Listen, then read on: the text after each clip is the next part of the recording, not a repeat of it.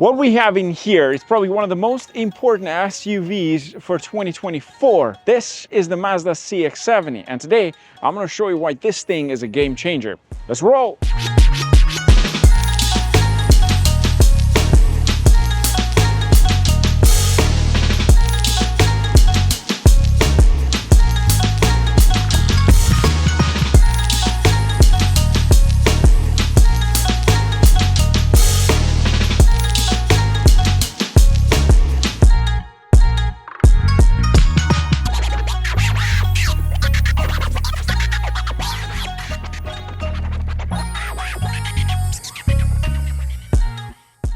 Before we start talking about this beautiful SUV, special thanks goes to our great friends at Westtown Mazda. They're a Mazda dealership located in Toronto, Ontario, Canada, specifically Etobicoke.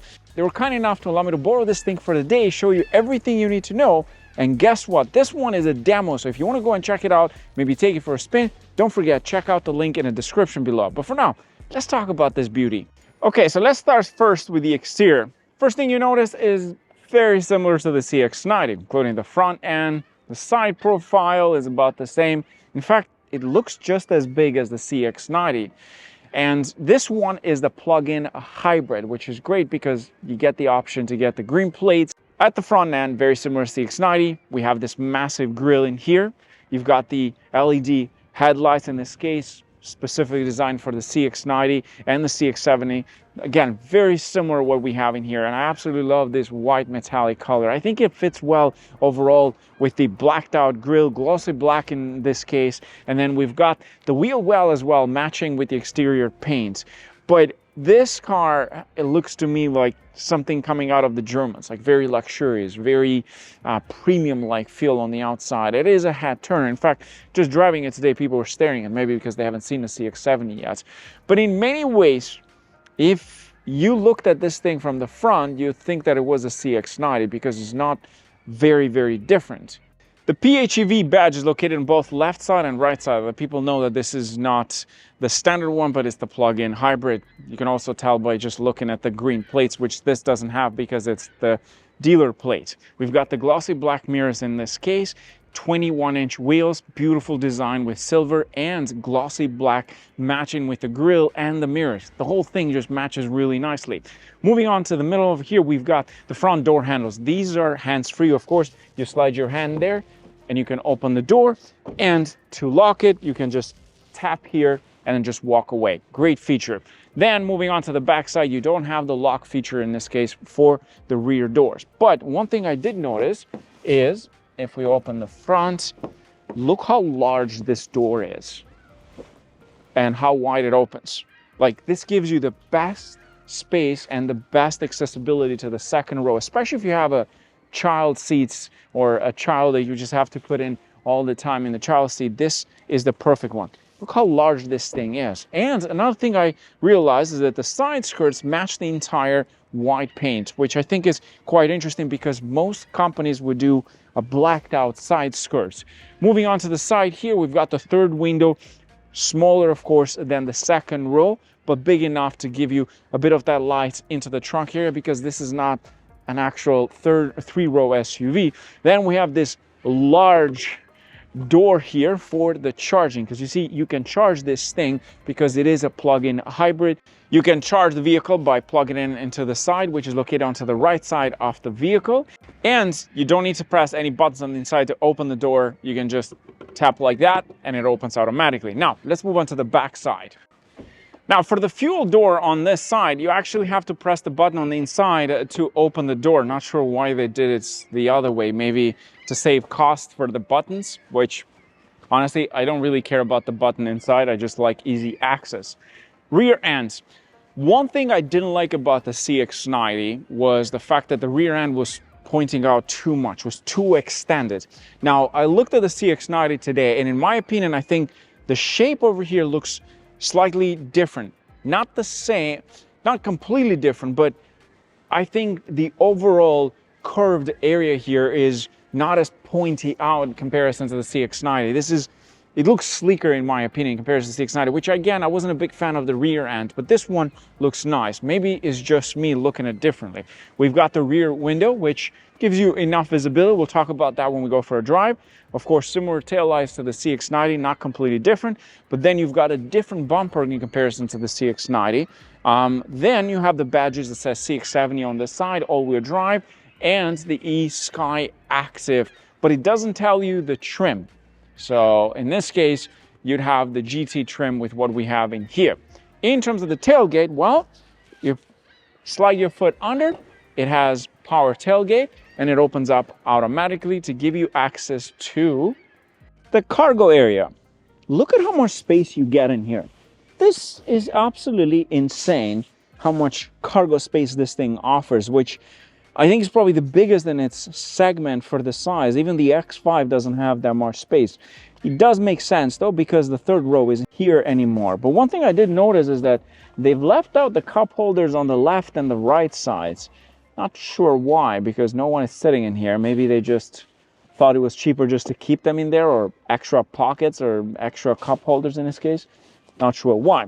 We've got some tech features in here. You got 2 buttons for the second row seats that you can fold them automatically. There is a plug here, 120 volts. There is a cigarette lighter on the sides. And there is a little bit of space underneath here, but not much, because that space has been taken by the battery. But let me just come out first. My God, it feels like a tunnel in here. Wow. Okay, let's jump into the second row. Before that, you can fold the seat from here, so that way you have access to the entire area. And then over here we had the seats. Well, those are gone. Guess what? You get extra space in here, and look at that. You can just remove this completely to access the spare tire in this case. But they've included some extra space in here, which is nice, so that way you can store stuff and make use of this under space that is located just under the cover. That's smart. The seats fold 60/40, and you can also slide them back and forth in case if you need more space in the back.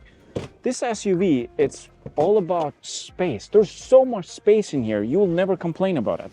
Now let's jump inside and let's talk about what do we get in here. First, you get sunshades, which is nice. I use these a lot for my son because he doesn't like the sunlight.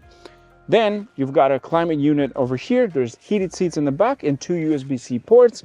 Nice leather interior, tons of space, headroom, leg room, very comfortable. Love the door panel, really nice quality. The stitching is great as well.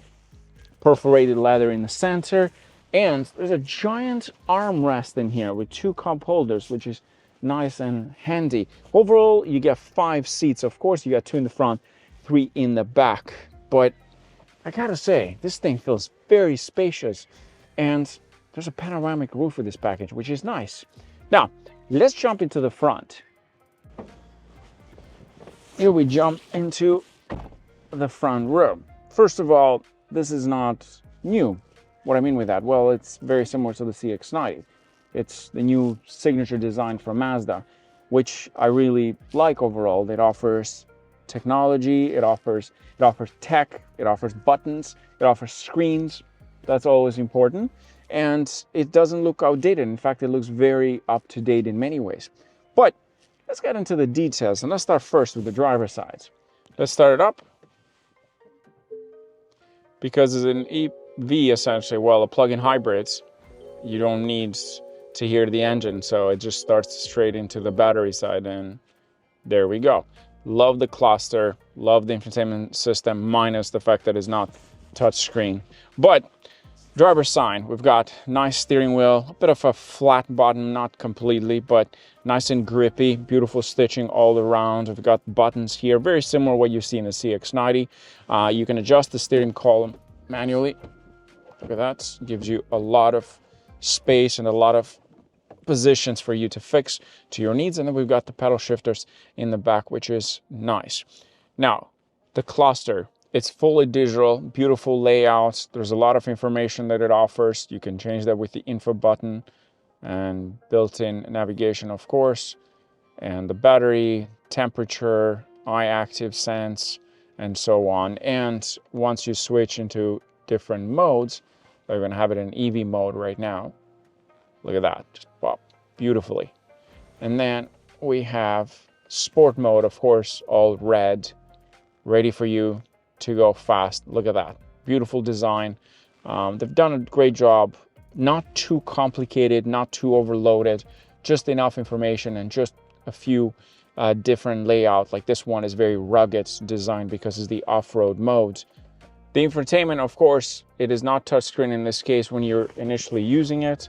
I think it's a safety feature, that's why they do that, but you can use it with a control unit in the center.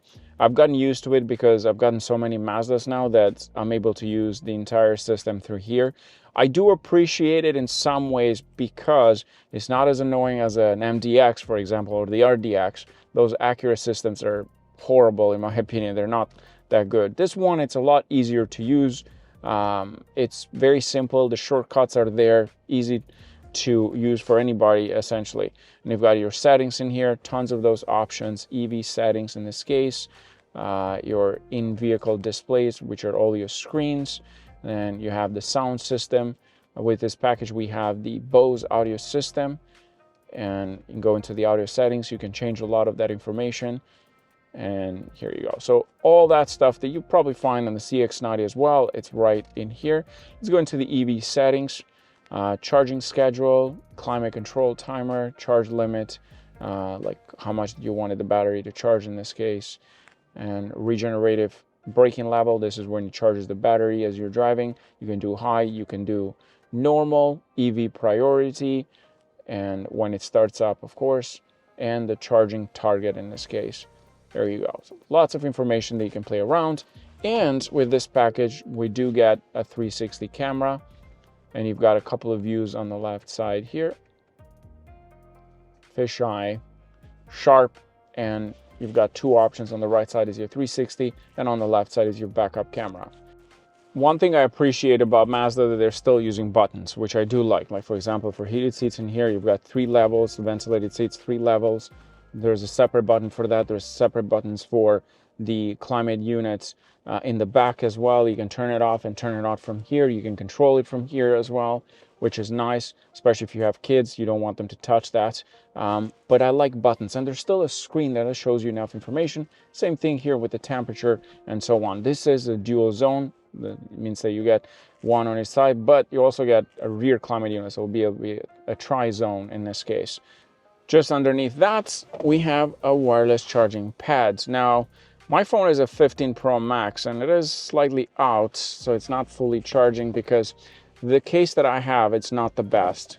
But it did charge previously. You just have to find the position because of my case. It's nothing to do with the actual wireless charging pad itself. It's just my case doesn't charge as well. Then, after that, we've got just in front of that, we've got all these buttons for your driving modes, and that's the charge button that essentially charges the battery as you're driving. You can turn it off and turn it on, so we'll focus more on charging the battery. And your standard gear lever in here, you can put it into drive, into reverse, and then into park. We've got 2 buttons in this case, one for the camera, this button, you can also use it for the camera while you're driving, I believe under 80 kilometers or so. 80 kilometers an hour, and this is your downhill assist. Just below that, we've got the control unit for the infotainment display plus handbrake button and the auto holds, and of course easy access to your radio. You can control a lot of things here, your volume, your seeker, turn it off and turn it on and so on, and your favorite channels. Okay, now let's talk about what does this beauty offer under the hood. It uses a 2.5 liter inline 4 engine. It makes a 323 brake horsepower and 369 pound-feet of torque with 93 of course. And 87, it makes 319 brake horsepower and 369 pound-feet of torque. It uses an 8-speed automatic transmission with manual shift mode, and it is recommended to use premium in this vehicle. It has the iActive all-wheel drive system, and it can tow up to 3,500 pounds. The battery is 17.8 kilowatts an hour, of course plug-in hybrid in this case. The electric motor power output is only 173 brake horsepower and 199 pound-feet of torque. In terms of charging, level 1, 120 volts. This one can charge in about 6.4 hours for home or public charging. Level 2, you're looking at about 1.3 hours, which is not that bad. Now keep in mind that's from 20% to 80%. Now this is my first time ever driving the plug-in hybrid model, so I want to know how this thing drives. Let's go for a drive. Okay, let's see. Pedal to the metal.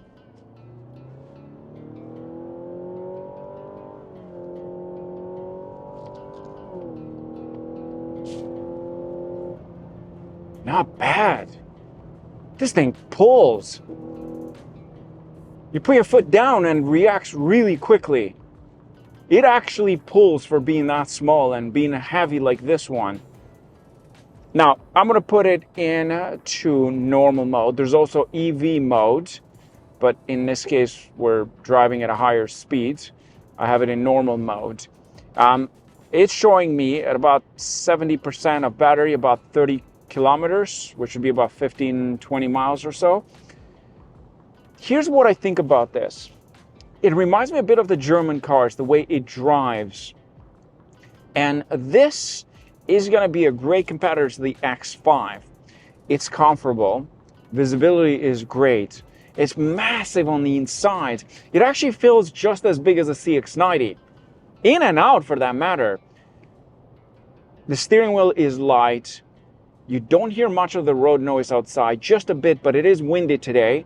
Something to note about today's weather condition, because that's always important. It's comfortable. The ride is comfortable. I like what I see in here. I wish Mazda would offer a touch screen, but they have their own ways of doing things. That's one thing I don't like about the system. But when you have it in Apple CarPlay, I believe you can use touch screen. What I do enjoy about this interior as a driver is the fact that you're still getting buttons, which to me are very important. It's not everything is touch screen nowadays, massive screens, curved displays and all that. They look nice, but functionality, it's here with the buttons. I like this. Like, I have everything right where I needed to. I want to turn on the AC, one button, change the temperature, lower the temperature as well. Let's do a test for the driver assistant package. We're going to set the speeds. It changes the cluster, of course. It's actually reading the cars left and right, so that it keeps the distance, it keeps you within the lanes. It's comfortable. I like how it drives. It's got a good pickup. I appreciate what Mazda is doing with these vehicles that actually bring in some interesting models, very competitive. I was super excited to drive this thing, and I'm happy that I got to drive it, because when I initially saw the pictures, I said, this is going to be quite interesting and super competitive. It offers so much space, as you saw, the cargo space in the back, behind the second row, massive. It looks good on the outside in certain angles, of course. Everyone has their own opinion when it comes to looks, but in my books, this thing, it looks pretty nice on the outside. It looks very high-end, very luxurious. Even the inside, the quality, the leather, the dashboards, everything feels nice, because at the end of the day, you're spending quite a lot of time in here.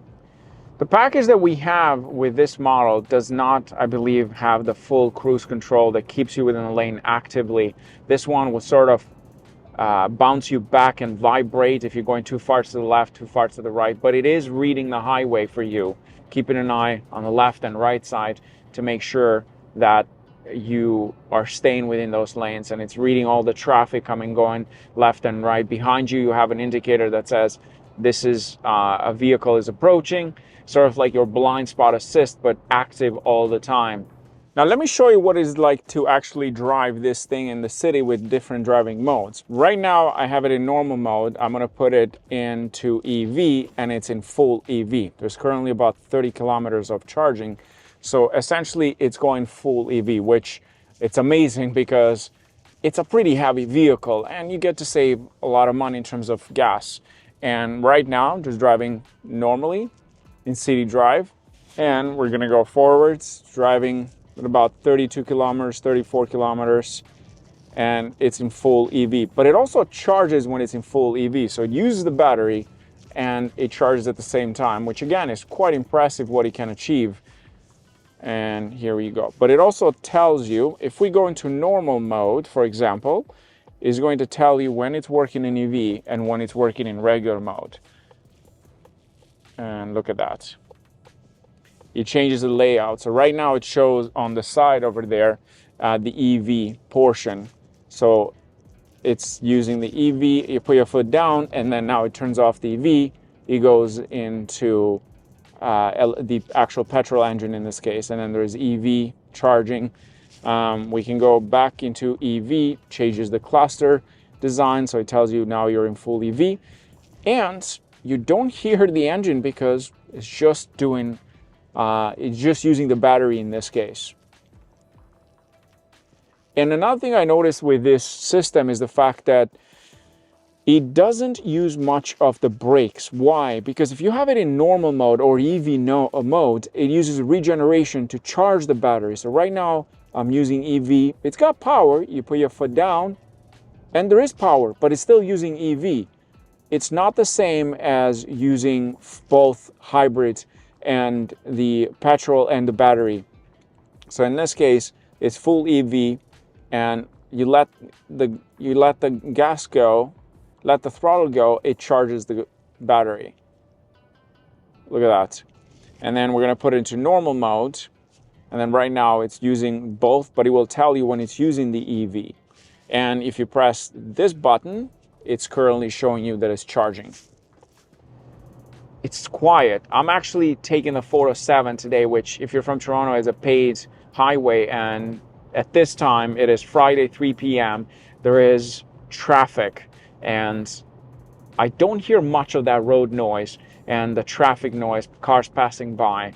It's quiet on the inside. The sitting position for me as a driver, that's another thing that I pay attention, because being told you don't find every car comfortable. It's not too high, not too low. It's kind of like the medium level. I usually prefer them to be lower, but this, you're sitting in that medium position. That depends on you, on the driver, but of course you can go and check this out in person and take it for a spin. I'm loving what they've done with this car. I love the interior. I like the exterior, although not totally different than the CX-90.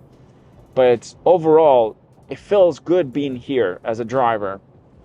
And just a switch of a button, your sport mode, you put your foot down. Wow. It's quick. It's zippy. You put your foot down and this thing just goes. I like it. I actually like it. If you like this video, don't forget to subscribe and hit the notification bell, and check out my other videos on my channel.